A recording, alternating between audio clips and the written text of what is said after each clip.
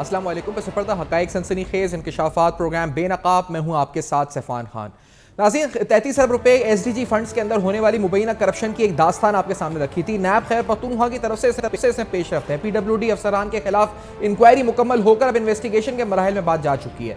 Secretary हिलाल रहमान साहब को जो खत लिखा गया नैब की तरफ से, उसमें बताया गया कि जो एम्बेजलमेंट हुई, यानी जो ट्रेंडिंग प्रोसेस था जो चीफ इंजीनियर अनवारुल हक साहब ने किया था, इस हवाले से तहक़ीक़ात है। नैब ने इस लेटर में लिखा कि I am directed to convey that the investigation against officers and officials of Pak PWD and others regarding corruption and corrupt practices, embezzlement of SDGs and funds in district Mohammed, Khyber and Bajor is at final stage, यानी आखिरी मराहिल में आ चुकी है। और साथ साथ इसमें लिखा गया कि एक और inquiry, another inquiry against officers, officials of Pak PWD and others regarding misuse of authority, embezzlement of funds in SDG achievement program of Khyber Pakhtunkhwa is also under process at NAB Khyber Pakhtunkhwa and shall be finalized after collection and scrutiny of complete evidence। तो एक और inquiry भी है और एक inquiry जो है वो जो मोहम्मद, खैबर और बाजोड़ के हवाले से है, वो फाइनल स्टेजेस में आ चुकी है। ये आज की बड़ी खबर है जो हम आपके सामने रख रहे हैं। खैर पख्तूनख्वा में 33 अरब रुपए की होने वाली मुबैना बदउनवानी के हवाले से नैब तहकीकात अगले मराहिल में दाखिल हो चुकी है। फाइनल स्टेजेस में नैब के ऑफिशियल दस्तावेजात के मुताबिक इन दस्तावेजात में मजीद ये भी बताया गया कि तकरीबन 80% जो वर्क ऑर्डर्स थे वो फेक थे PWD की जानिब से। और PWD, और इसमें बहुत से हम सवालात हैं जो उठाएंगे। सेक्रेटरी हिलाल रहमान साहब से प्रोग्राम में शुरू करते हैं, जो कि सैफरॉन कमेटी के चेयरमैन है, हमें प्रोग्राम में ज्वाइन कर रहे हैं, जिनको नैब लिखा है। और हमारे साथ डॉक्टर स्पंदियार साहब YD खैर पख्तूनख्वा से प्रोग्राम में साथ होंगे। सेहत के शोबे पर भी हम आएंगे। लेकिन हिलाल साहब ये बताएं कि ऐसे मैंने खत बहुत से देखे हैं इससे पहले, मैं इतनी उम्मीद नहीं रखता इन खतूत से, क्योंकि मुझे इतना आपको भी तजुर्बा है सालों का, आपने देखा है कि नैब अक्सर इन्वेस्टिगेशन शुरू करता है, आगे मंतकी जहां तक नहीं पहुंचती। आप कितने पुरुमीद हैं और आपको अंदर की खबर क्या है नैब से? सर, क्या वाकई में नैब बढ़ रहा है इस पे आगे और सही मायनों में बढ़ रहा है आगे? हिलाल साहब। सैफान साहब, मैं मशकूर हूँ आपका कि आपने ये केस दोबारा उठाया और आपके और एक दो दोस्तों की वसातत से ही ये केस आखिरी मराहिल में दाखिल हुआ, क्योंकि नैब की तवज्जो जो इस तरफ दिलाई गई है वो आपकी प्रोग्राम की वजह से, और एक मेरे दोस्त थे एजाज साहब, उनकी प्रोग्राम की वजह से ही ये नैब की तवज्जो इस तरफ आई है। तो आपके इस तरह के प्रोग्राम जो है वो बहुत ही कारगर साबित हो रहे हैं माशाल्लाह।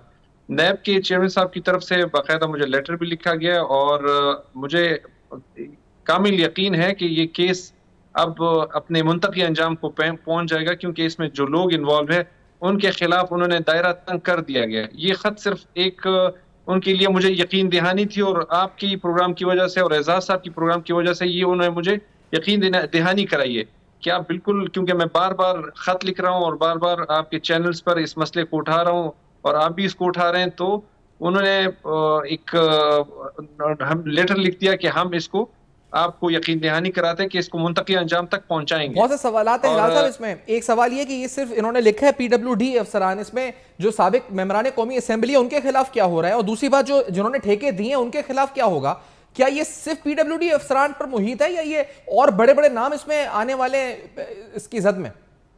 इसकी इंक्वायरी तो काफी ज्यादा, 2-3 इंक्वायरी, जिस तरह मैंने आपको बताया था कि स्वात में 126 करोड़ के जो फेक CDR जमा किए गए थे वो भी इसमें शामिल है। अच्छा। लेकिन इसमें इस वक्त 3 डिस्ट्रिक्ट को तो डाल दिया गया है, मोहम्मद, खैबर और बाजोड़ को, क्योंकि फर्स्ट फेज में हमने इसी केस को उठाया था और इसका जो नॉमेनक्लेचर था वो मोहम्मद वाला था, इस वजह से। लेकिन है इसके 33 बिलियन के ओवरऑल तमाम की तमाम इन्वेस्टिगेशन इसमें शामिल है। और इसमें ओवरऑल इन्वेस्टिगेशन शामिल है। लेकिन अक्यूज्ड के अंदर मैं पूछना चाह रहा हूं कि अक्यूज्ड में क्या सिर्फ PWD है या फिर इसमें MNAs भी आ रहे हैं? क्योंकि 3 MNAs का तो मैंने सुना है कि इत्तलात हैं, लेकिन आपकी इत्तलात क्या है कि MNAs भी आएंगे इसमें, साबिक PTI के या जो भी रुकन असेंबली तो इन हल्कों के, और साथ साथ और भी इस दायरा कार में लोग आ सकते हैं? ये सिर्फ PWD पे मुहित है ये असल में तो जैसे कि आपको पता है कि इसमें जितने भी PC1 है उन तमाम PC1 में जो पिछली गवर्नमेंट के MNAs थे, PTI गवर्नमेंट के, उन तमाम के PC1 में उनके लेटर पैड लगे हुए हैं, और उन लेटर पैड के साथ जो इन्होंने ID कार्ड लगाए कि जिस जिसको स्कीम देनी है, वो तमाम की तमाम जो ID कार्ड्स लगाए गए वो लोगों से मतलब चोरी किए गए, या तो फोटोस्टेट के मशीन से के जो दुकान से चोरी करके किताब में लगाए गए। क्योंकि जिन लोगों से हमने राब्ता किया था उस वक्त के ये फोटोस्टेट आपकी इस PC1 में लगी हुई है, क्या ये जो आपकी फोटोस्टेट है आपने खुद दी है और आपको स्कीम हो चुकी है? तो उन्होंने बताया कि हमें तो पता नहीं कि हमारी ID कार्ड की फोटोस्टेट इस PC1 में लगा कैसे है। तो ये मैंने चेयरमैन साहब को भी कन्वे कर दिया था कि इस PC1 में जितने भी ये ID कार्ड लगे हुए हैं ये लोगों को तो पता ही नहीं है। तो अच्छा, ये तो बाकायदा एक एमएनए के ऊपर एक केस बनेगा, 419, 420 फ्रॉडेंटल के किसी का सीएनआईसी उठाकर और पीसी1 के अंदर इनकॉर्पोरेट कर दिया और जाता है और कि मैंने इसको स्कीम और करके वो चोरी हो। इस खत में तो सिर्फ पीडब्ल्यूडी का जिक्र है, एमएनएस का जिक्र नहीं है, लेकिन आपको ये आपको बताया है, नैब की तरफ से मुतला किया गया है कि एमएनएस भी शामिल है। और दूसरी बात, जिनको ठेके मिले ठेकेदारों को, क्या वो भी शामिल है? क्योंकि इसमें तो बहुत से हमने ऐसे अहलकारों के औलादों को भी सुना है कि मुबैना तौर पर ठेके मिल गए, और जिन्होंने ठेके दिए हैं क्या वो भी शामिल है? ये नैब इंक्वायरी में अक्यूज में शामिल है ये लोग क्या फिलहाल साहब? सैफरान साहब, जिन लोगों ने ठेके लिए उनमें से काफी लोगों के जो अकाउंट्स है वो फ्रीज कर दिए गए। सही। इस वक्त 1 अरब के करीब जो अकाउंट मतलब पैसे हमारे पास है या गवर्नमेंट के पास है वो फ्रीज कर दिया उन बैंकों में। नैब ने फ्रीज किया, अगर नैब फ्रीज ना करती तो शायद हम उस ये पैसे भी चोरी हो जाते। 1 अरब से ज्यादा है एक अकाउंट का, तो मुझे पता है कि उसमें 65 करोड़ रुपए तो एक कॉन्ट्रैक्टर से फ्रीज किए गए, जो कि आर्यान और मास की कंपनी है, जो दो ऐसी बड़ी कंपनी है जिनसे फ्रीज किए गए। और जो मेंबरान साहिबान है, अब वो इस तफ्तीश के दायरे कार में आएंगे, क्योंकि आपको तो मैंने जिस तरह वो एक्सप्लेन कर दिया कि इन लोगों ने जाली शनाख्ती कार्ड इस्तेमाल किए लोगों की ठीक है, यानी पीसी1 के अंदर। जाली शनाख्ती कार्ड, जाली वर्क ऑर्डर्स, इस बुनियाद पे सारा मामला हुआ। ये 33 अरब का मामला है, इससे आगे बढ़ सकता है नैब की फाइलों में क्या आगे और ये फिगर्स बढ़ सकती हैं 33 बिलियन से ज्यादा? ये तो अब चूंकि ये तो सिर्फ केपी को जो फंड गया, ये तो मैंने उसका जिक्र किया, अगर पूरे पाकिस्तान में जाके देखेंगे तो ये 100 बिलियन से ऊपर की है। 100 बिलियन से ऊपर की है, तो इसमें तो फिर पाकिस्तान तहरीक इंसाफी की हुकूमत के अंदर जो अपने उनकी एमएनएस को फंड मिले, तो और भी शहरों के एमएनएस, कराची, लाहौर, दीगर सूबों के शहरों के मुख्तलिफ एमएनएस आ सकते हैं जद में, इसका मतलब तमाम जिन जिन लोगों ने इस बहती हुई गंगा में हाथ धोए उन सब के नाम आएंगे। नहीं, आप ये श्योर क्यों है कि सब ने बहती गंगा में हाथ धोए होंगे, या फिर कुछ सही भी हो सकता है या सब नहीं धोए होंगे आपको लगता है फिलहाल साहब? ये तो जब आप उनकी किताबें जाके देखेंगे तो जिस तरह मैंने 4-5 किताबें जाके देखी है, उसमें जो सीएनआईसीज मैंने देखी है वो तकरीबन सारी की सारी जाली। अच्छा, तो तमाम ऐसी है, क्योंकि ये बहुत उजलत में ये पीसी1 बनाए गए सर थे। ये किताबें ये किताबें हिलाल साहब नैब के पास आ गई हैं जिसमें जाली एनआईसी लगे हुए हैं, या ये अभी आपके रिकॉर्ड में, सेनेट के रिकॉर्ड? वेलकम बैक, आप देख रहे हैं बेनकाब, और आज बेनकाब में कुछ अहम हक़ाइक़ आपके सामने रख रहे हैं। 33 अरब रुपए की मुबैना करप्शन के हवाले से नैब खैबर पख्तूनख्वा ने एक्शन लिया है, इंक्वायरी हो चुकी है और फाइनल स्टेजेस में आ चुकी है।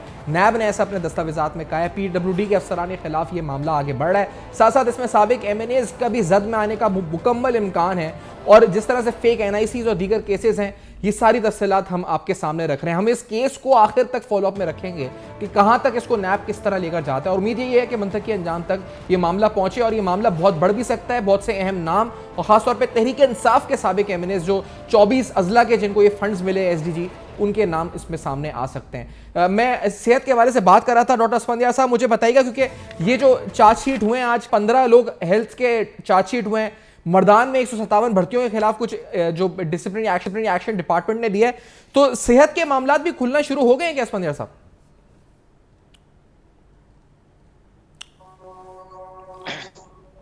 जी बिल्कुल, बहुत शुक्रिया आपकी जो आप आवाज बन रहे हैं मुसलसल खैबर पख्तूनख्वा की आवाम की, खैबर पख्तूनख्वा के डॉक्टर्स की, जो करप्शन के खिलाफ आवाज उठाते रहे।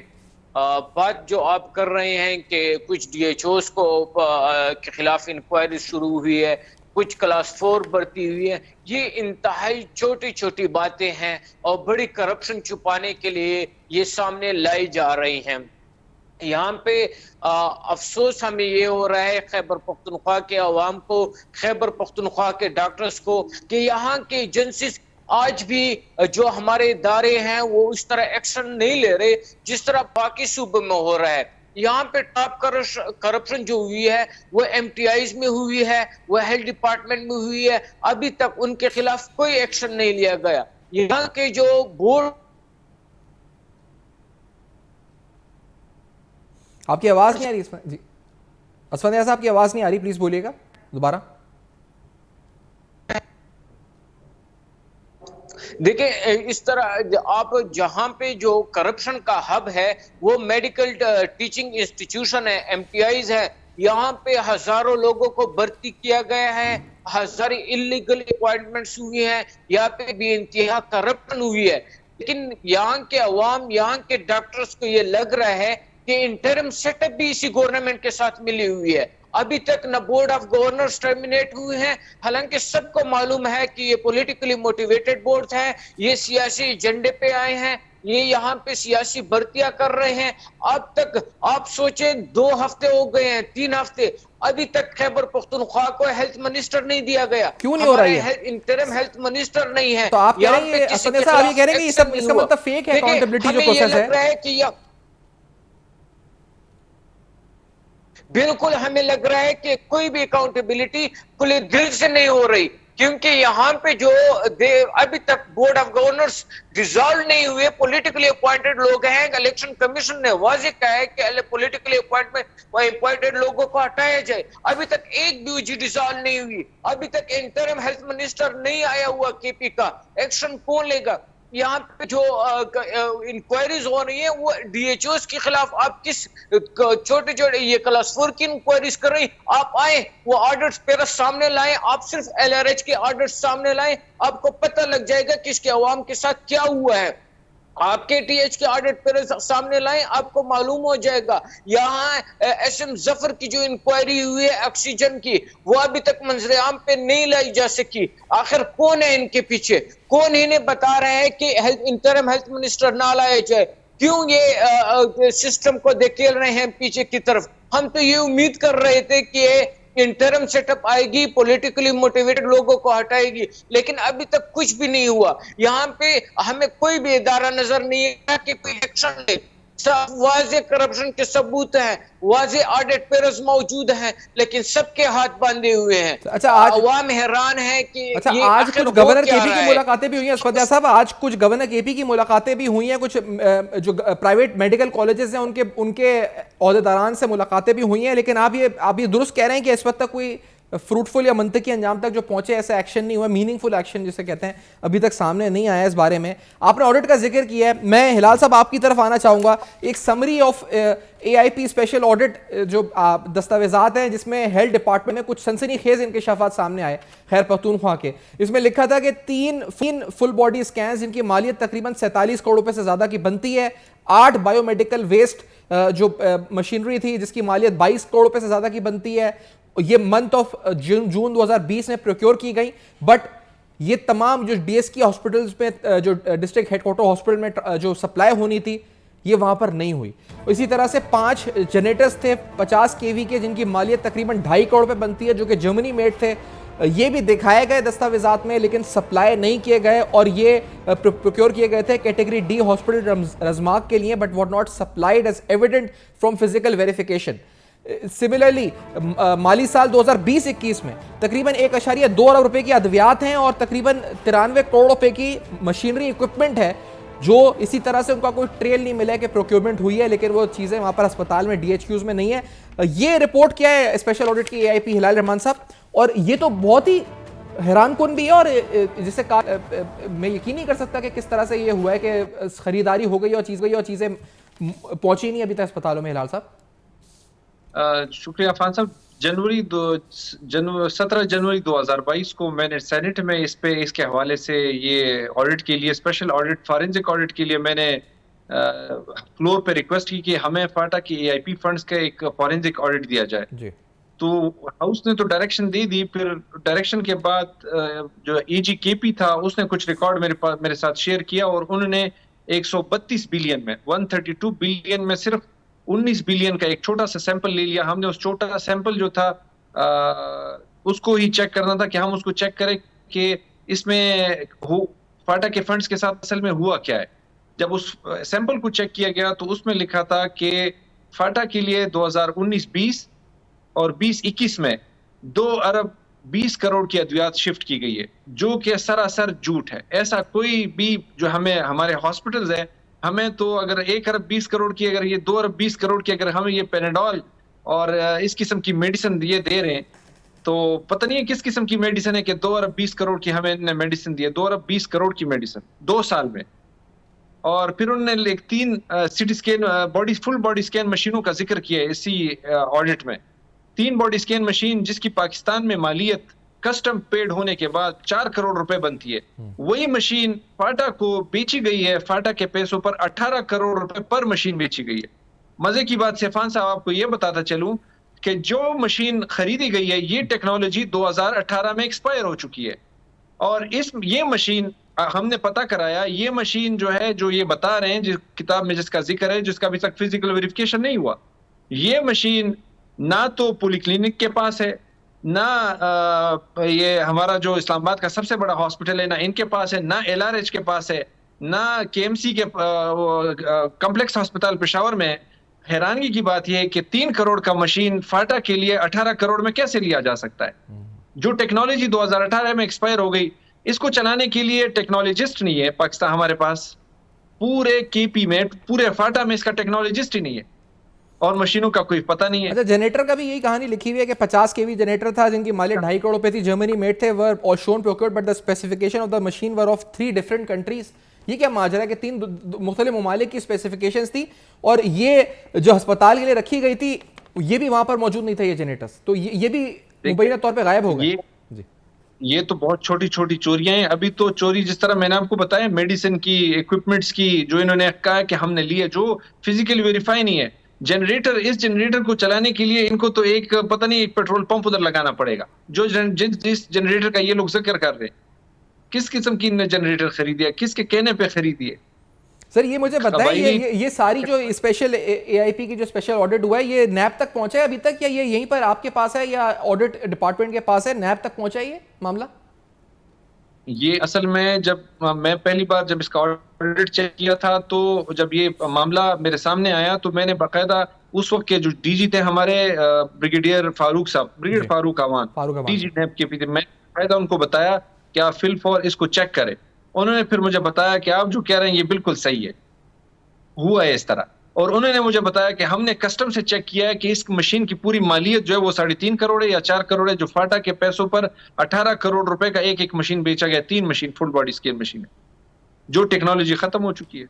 नहीं, ये कह दिया कि ये तो उन्होंने कह दिया कि ठीक है, लेकिन उन्होंने ये कुछ आगे इंक्वायरी, कंप्लेन, इन्वेस्टिगेशन कुछ आगे बढ़ाया मामला, क्योंकि उनको गए हुए भी काफी टाइम हो गया, उनकी जगह फिर और भी लोग आ गए। फिर ये इस बात को लग रहा है 1-1.5 साल हो गया इसका मतलब आपकी बात हुए हुए जब वो थे। तो ये चूंकि नैब के पास, नैब का काम है, हमारा काम आइडेंटिफाई कराना और जेन्युइन केस आइडेंटिफाई कराना। अगर जेन्युइन केस में भी वो ताखीर करते हैं तो ये तो कौम के साथ जुल्म कर रहे हैं।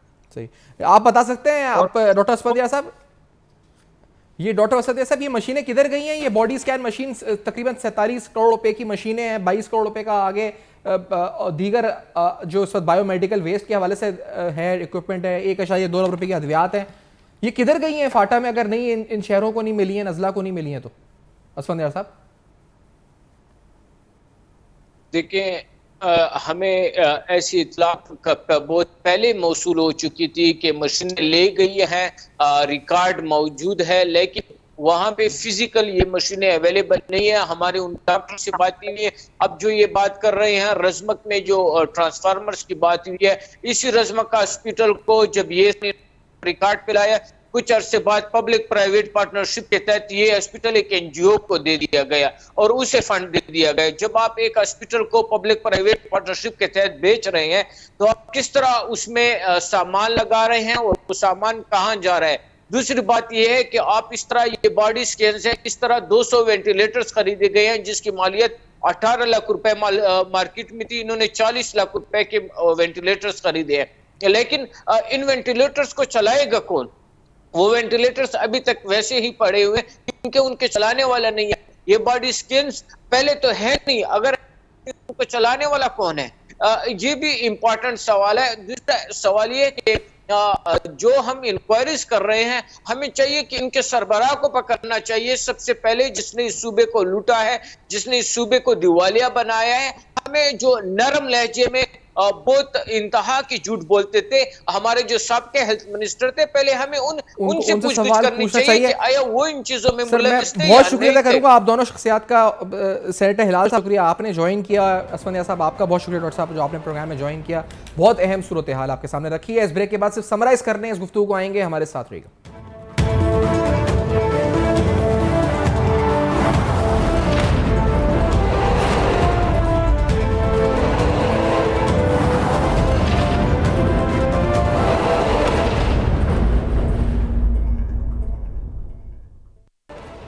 Welcome back. आप देख रहे हैं बेनकाब और आज बेनकाब में आपके सामने तफसीलन बहुत से अहम मामला रखे। एक और नैब की दस्तावेज़ात सामने आ चुका है। नैब इन्वेस्टिगेशन कर रहा है 33 अरब रुपए के मामले की। हम उम्मीद करते हैं कि नैब इस पर आगे बढ़ेगा। इससे पहले इस प्रोग्राम में आप कई ऐसी स्टोरीज उठा चुके हैं जिस पर नैब ने नोटिस लिया है। ये एक और मामला है और नैब ने नोटिस ले लिया है। हम उम्मीद ये करते हैं कि ये मंतकी अंजाम तक न सिर्फ पहुंचे बल्कि हकीकी मायनों के अंदर जो लोग इसमें कसूरवार अगर हैं तो उन सबको सजा हो। सिर्फ कोई PWD के अफसरान नहीं बल्कि अगर MNAs भी हैं या दीगर अफराद कोई और है तो उन सब के खिलाफ एक तहक़ीक़ात होनी चाहिए और शफाफ तरीके से इस मामले को तक अंजाम तक पहुंचना चाहिए। फीडबैक फेसबुक, ईमेल और ट्विटर पर दीजिएगा। देखते रहिएगा। अब तक अपना बहुत ख्याल रखिएगा।